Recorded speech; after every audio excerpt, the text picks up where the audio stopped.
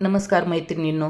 जसं जसं 8 मार्च जवळ येतो तसं सर्व ठिकाणी स्त्री सक्तीचा जागर, स्त्री रणरागिणी आहे, स्त्री महान आहे अशा पोस्ट चालू होतात. पण हे एक दिवसापुरतंच. महिला दिन हा एक दिवसापुरता नसावा की एक दिवस कौतुक केलं, उदो उदो झालं की बस. ती आयुष्यात जसं रोज जगते आहे, तिच्या मनात काय विचार आहेत हे कधीतरी जाणून घेतलं पाहिजे.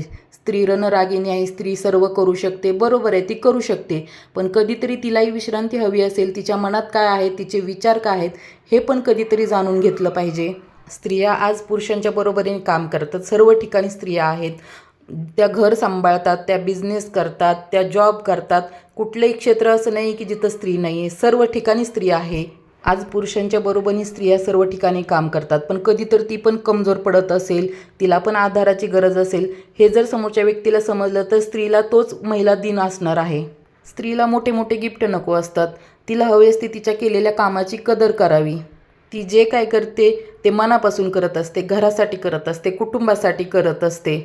तिला असं वाटत असते की तिच्या कामावरती कधी अविश्वास दाखवू नये. ती जे काही काम करते ते मनापासून करते. हां, कधी कधी कामात होत असेल चूक, की प्रत्येक वेळेस ती बरोबरच असेल असं नाही आहे. कधी चुकतही असेल, पण समजून घेतलं पाहिजे. प्रत्येक स्त्री तिच्या तिच्या कामात परफेक्ट असते. एखादी शेतात जाणारी ती शेताची परफेक्ट कामं करणार आणि एखादी गृहिणी आहे, एखादी जॉब करणारी महिला आहे, त्या त्या क्षेत्रातल्या महिला त्या त्या ठिकाणी परफेक्टच असतात.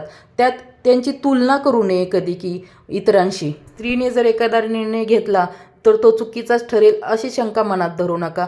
ती पण घर सांभाळते, समाजात वावरते, तिलाही काहीतरी विचार असतील मनामध्ये, निर्णय घेण्याची क्षमता तिच्याकडे पण असेल. स्त्रीने जर एखादा निर्णय घेतला तर त्याचा आदर केला पाहिजे. आज स्त्री खूप मोठ्या मोठ्या पदावरती आहे आणि निर्णय क्षमता तिच्यामध्ये पण आहे. स्त्री घर, मुलं, संसार सर्व जबाबदाऱ्या पार पाडत असते. कोणाचे कार्यक्रम आले, कोणी नातेवाईक आले, सर्व सर्व ठिकाणी ती लक्ष घालत असते. घरातल्या छोट्याशा सुईपासून ते मोठ्या मोठ्या गोष्टींपर्यंत तिचं सर्व लक्ष असतं. या कामांबद्दल तिचा एकच दिवस जागर करून उपयोग नाही आहे, एकच दिवस महिला दिन साजरा करून उपयोग नाही आहे. तिच्या कामाची रोज कदर करा. ती काय सांगते आहे, तिचे विचार काय आहेत हे जाणून घेतलं तर तिलाही आनंद वाटेल. तिलाही अजून काम करण्यास दुप्पट जोमाने ती कामाला लागेल. स्त्री घर सजवते, घर घडवते. बघा, जरी आपण घर नवीन घेतलं तर घरामध्ये काय गोष्टी आणायच्या आहेत, कुठे घरामध्ये आणलेल्या वस्तू कुठल्या कोपऱ्यात कुठली वस्तू ठेवायचे हे सुद्धा सर्व स्त्री ठरवते. कारण तिच्या डोक्यात तेवढं पटकन येतं की ह्या ठिकाणी हे ठेवले तर छान दिसेल. आणि घरामध्ये कोणाची आवड कोणती आहे, कोणाला कोणती भाजी आवडते, कोणाचे पथ्य आहेत, कोणाला कोणत्या टायमिंगला जेवायचं आहे, सर्व गोष्टी तिच्या लक्षात असतात. पण सर्वांनी मिळून तिचा पण विचार करायला हवा की तिच्या मनात काय आहे. कधीतरी तिला कोणती भाजी आवडते हे माहीत आहे का, की ती कोणती भाजी खाते, तिला कोणती आवडते. ती सर्वांचा विचार करून स्वयंपाक करते, पण तिचा विचार कधी कोणी केला जातो का? महिला दिनाच्या निमित्ताने मला एवढं सांगायचं आहे की एक दिवसापुरता विचार नसावा, हा विचार कायमस्वरूपी असावा. जेव्हा ती कोणती कामे करते, कोणता निर्णय घेते, काय करायची इच्छा व्यक्त करते तुमच्याकडे की मला हे हे करावंसं वाटत आहे, तर तुम्ही ते समजून घ्या, ऐकून घ्या आणि मग त्याच्यावरती तुमचं मत मांडा आणि तिचंही मत लक्षात घेऊन विचार करा. स्त्रीला एखादी गोष्ट शिकायची असेल, शिकू द्या ना. चुकेल पण त्यातूनही काहीतरी शिकेल की हां, या चुकीमुळे तरी काहीतरी माहिती झाली ना समाजाची. माता जिजाऊ, त्यांनी शिवरायांसारखे सुपुत्र घडवले. आपण सावित्रीची कथा ऐकतो की जिने पतीचे प्राण यमाकडून वापस आणले. ह्या पण स्त्रियाच होत्या. स्त्री म्हणजे प्रेम, ममता, करुणा आणि सहनशीलता. स्त्री म्हणजे संस्कृती, सन्मान, मर्यादा.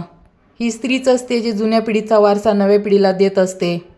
स्त्री संस्कार, संस्कृती जपण्यासाठी जी कृती करते त्यातूनच नवी पिढी शिकत जात असते आणि ही स्त्री ही जबाबदारी पूर्णपणे पार पाडते की नव्या पिढीला आपले सणवार येऊ देत. सगळ्या गोष्टी शिकवण्याचा प्रयत्न करत असते. छोट्या छोट्या गोष्टीतून पण ती संस्कार देण्याचा प्रयत्न करत असते. स्त्री ही आयुष्यभर एक एक जबाबदारी पार पाडतच असते. कधी ती मुलगी असते कोणाची तरी, कधी ती कोणाची बहीण म्हणून जबाबदारी पार पाडते, तर कधी कोणाची पत्नी म्हणून ती जबाबदारी पार पाडते आणि नंतर ती आई म्हणून जबाबदारी पार पाडत असते. आयुष्यभर तिच्या जबाबदाऱ्या पार पाडणं चाललेलंच असतं. पण या बदल्यात समोरच्या व्यक्तींनी पण, घरच्यांनी किंवा तिच्या कुटुंबानी पण तिला तेवढा सन्मान द्यायला हवा. स्त्री ही स्वतःचा स्वार्थ ठेवून पहिलं कुटुंबाचा विचार करत असते, कुटुंबाच्या सुखासाठी विचार करत असते. तिने जर काही गोष्टी करायच्या ठरवल्या तर तिला कुटुंबाची साथ पण हवी असते. आपण बघा, एखादी स्त्री जेव्हा मोठ्या पदावरती जाते तेव्हा तिला घरच्यांची, तिच्या कुटुंबाची साथ पण असतेच. त्यामुळे तर ती पुढे जाऊ शकते.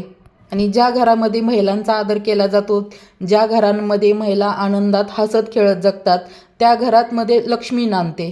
स्त्री म्हणजे माया, स्त्री म्हणजे शक्ती, तिच्याशिवाय अपूर्ण ही सगळी सृष्टी.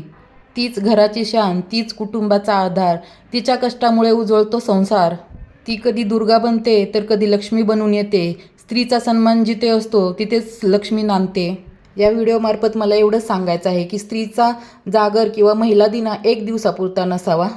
1 दिवसापुरता महिला दिन साजरा करण्यापेक्षा तुम्ही तिला वेळोवेळी सन्मान द्या, तिचा आदर करा, तिच्या कामाची कदर करा. तुम्ही जेव्हा समोरच्याचा आदर करता, त्याच्या केलेल्या कामाचे कौतुक करतात, तेव्हा त्या समोरच्या व्यक्तीला अजून आनंदाने दुप्पट उत्साह येतो काम करण्यासाठी. तर तुम्हाला हे माझे विचार कसे वाटले? जर आवडले असेल तर कमेंटमध्ये नक्की सांगा. आणि व्हिडिओ पाहणाऱ्यांच्या एकाला तरी असं वाटलं की आपले विचार ह्या विचारांशी जुळतात, तरी माझा महिला दिन साजरा झाल्यासारखं वाटेल मला. आणि हेच माझं महिला दिनाचं गिफ्ट असेल. धन्यवाद.